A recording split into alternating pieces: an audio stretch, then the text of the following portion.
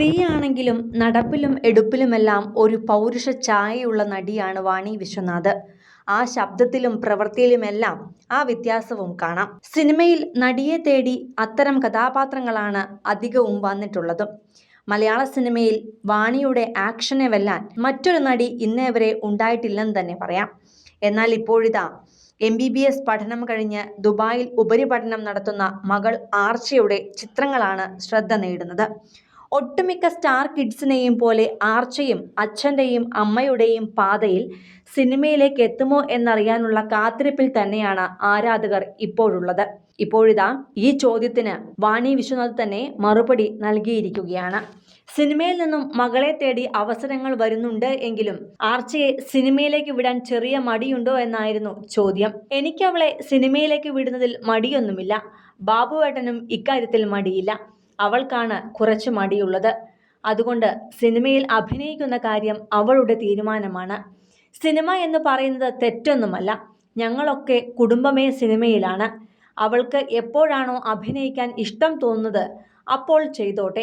ഇപ്പോൾ അവൾ പഠിക്കുകയാണ്. മറ്റുള്ളവരെക്കുറിച്ച് മോശമായി പറയുന്നത് ഒരു രോഗമാണ്. ഇതിന് മരുന്ന് കണ്ടുപിടിക്കണം.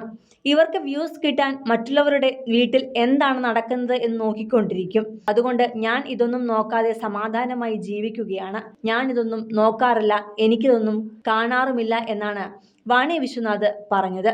വിവാഹശേഷം സിനിമയിൽ നിന്നും പൂർണ്ണമായും വിട്ടുനിന്നിരുന്ന വാണി മക്കളൊക്കെ വലുതായ ശേഷമാണ് പിന്നീടൊരു തിരിച്ചുവരവ് നടത്തിയത്.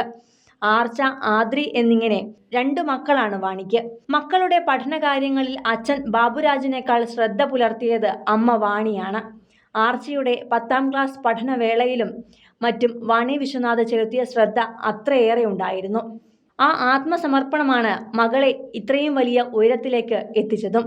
ഇതിനിടെ രാഷ്ട്രീയ പ്രവേശനവും വാണി വിശ്വനാഥിന് ഉണ്ടായിരുന്നു. വാണി ബാബുരാജ് ദമ്പതികളുടെ മക്കൾ പൊതുവെ പൊതുവിടങ്ങളിൽ പ്രത്യക്ഷപ്പെടുന്നവരല്ല.